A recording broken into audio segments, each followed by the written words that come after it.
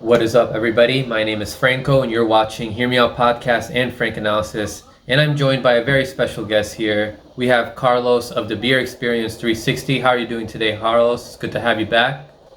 Right on, Franco. I'm doing very well. Thank you for having me back on. Yeah, so today we are going to talk about an article that was published on the Gray Zone on May 25th, 2020. And it's called How Many Dead Yemenis Does It Take to Equal One Washington Post Contributor? And this was written by Gary Brecher. Now, Gary Brecher is also known as the War Nerd. And pretty much he's criticizing BBC and the author for that article, Frank Gardner, and other American mainstream news outlets who put a lot of focus on US reporters or other Americans whenever they die when they're out in the Middle East. But when it comes to the 250,000 Yemenis or the millions of other Middle Easterns in Iraq, Afghanistan, and Libya, or the millions of Latinos that are affected by US sanctions on countries like Venezuela and Nicaragua, they hardly ever talk about it. They just mention it passing by. I'm going to leave this article in the description for people to read, but Carlos, I want to hear your thoughts about it. What are your thoughts when you read this article? Well, I thought it was very sad and just another example of our American exceptionalism and how we treat our enemies or, the others. Just another example of that American exceptionalism. And again, even, when it's our allies that are doing these sort of things, atrocities, it's okay. We're not going to report it. And it's just a very, very sad article because this has been going on for how many years now? 5 years about in Yemen, Yeah. countless lives. These little kids over there are starving to death, from very curable diseases because we won't let medicine in, and we're starving them to death. It's a very, very sad situation that's going on there. So the US media makes the excuse that, oh, we're there to get rid of terrorists. When in actuality, what you see is that the US is actually stealing resources from these countries. Any country that threatens to get rid of the US dollar or wants to have a more socialist country in which they install socialist programs in which US corporations cannot profit from, the US paints the president or the leader of that country as this evil man or evil leader, and then the US has to go in and liberate its people. Meanwhile, while they're doing that, they're killing all these people. And then you have people like Madeleine Albright, when the U.S. administration in the 90s sanctioned Iraq, she asked her what did she feel about the 500,000 children who died in Iraq because of these sanctions. She said it was worth it. So Carlos, what are your thoughts on that? Yeah, you know what? It's funny that you brought her up because I was thinking about her as I was reading the article. Because again, this is nothing new. It's nothing new that we're seeing. This is the playbook for our wars. For our foreign policy when it comes to these smaller countries that we want to invade for resources or because we want to overthrow their dictators.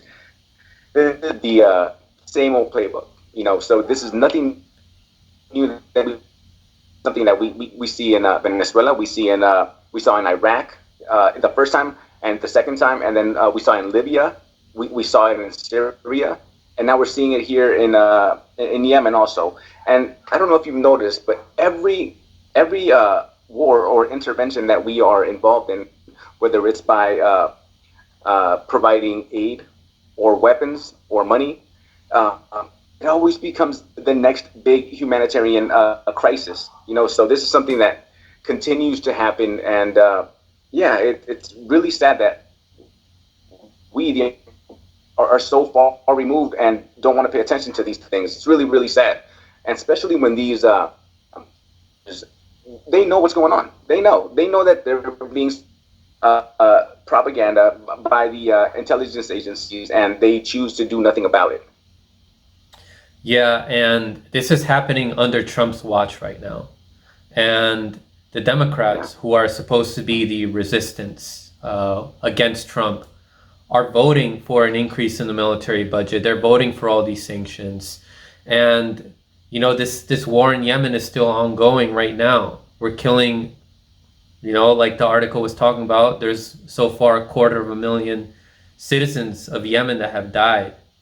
And it's probably not even taken into account other people.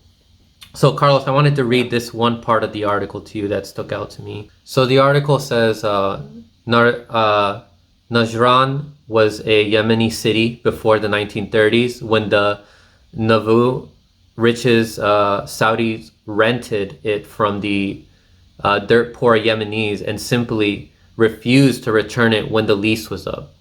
The Saudi response was simply, "Oh, you want us to return Narjan?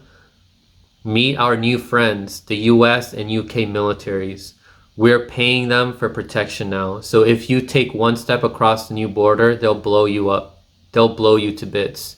So this was like after the 1930s. In the 1970s, Saudi Arabia made a deal with the US government, with President Nixon, and that deal was sell all your oil in US dollars, and in return, us, the US, we will give you weapons and we will give you protection and we will fight whatever country you want us to fight against. And that's what's happening here. Yeah. The Yemen is the enemy of Saudi Arabia. Therefore, Saudi Arabia just has the U.S. and the other U.S. allies like the U.K. to fight against the Yemen people. Since then, the alliance between Riyadh, Washington, and London has only deepened. Arab leftists have been wiped out in Yemen, Oman, Saudi itself. It's corrupt Islamists, royalists, all the way down these days. And this is just fine with the staff of the Washington Post, the New York Times, BBC. They have never had any problem with all that. They had no problem at all backing the Saudi coalition's blockade of medicines and food directed against northwestern Yemen. No problem with the videos of kids dying of medieval diseases. No problem with Saudi bombing of Hudaydah, the one port serving northwestern Yemen, and no problem with the U.S. Navy doing patrols to enforce the Saudi blockade on food and medicine reaching the Shia provinces. Now, Carlos, what is your thoughts on how the U.S. media doesn't treat the citizens of Yemen or other Middle Eastern people the same way as they treat Americans? It seems like they care more, like I remember this huge reaction to when 9/11 happened. It was horrible, of course, but when it happens to our people, it seems like we care more about it. But when it happens to people we don't know, like strangers in other countries, people care less. Yeah. Yeah. You know what? And it always boils down, in my opinion and view, it always boils down to us being a selfish. We're selfish. We're a selfish country, and above that, look, it goes further than that. We're selfish human beings. When it happens to the people that we don't know, we don't really care about it too much. But in this instance, what's going on is that we want, they want something in that country, right? So we're allowing these things to happen. So it goes beyond neglect or beyond us just not caring. We want them to do it. That's just the bottom line. It goes beyond just being selfish. It's being greedy because we are in a contract, in an alliance with. So we're protecting them. Without us, Saudi Arabia, they probably fall off real quick. You have Iran there to neutralize them, or what is it, Syria and other countries. So yeah, it just goes to show you how it's more than just selfishness that we are selfish that we are. We're jerks, flat out jerks. Yeah, so I do want to leave the audience with a final message by you, Carlos, and also, I guess, a word of advice, like a solution that you think we could do in order for us to care more about this, or how we can spread more awareness about what's happening, because the mainstream media sure isn't doing that. You know what? I think one of the ways that we have to view the world is how we would feel about a problem if it was happening here. Yeah. And that's been one of my, I guess, biggest criticisms of us, the American people, that we don't really care. So we have to view the problem in the world as if they were happening right here at home, if they were happening to our kids, if they were happening to our brothers and sisters, you know. And yeah, I hate to bring it to Tulsi, but that's why I love Tulsi so much, because she's kind of, and other and well, they're kind of bringing that message to the forefront, and that's just the way you have to view it. We have to share these videos of the gray zone, the frank analysis. We got to share these things with people online, and just make them more aware of what's going on, because yeah, I'm not with it, with the whole just letting people die. That's one of the reasons why foreign policy, in my opinion, is my biggest issue. Yeah, and it's like that for a lot of other people who I've had on the show.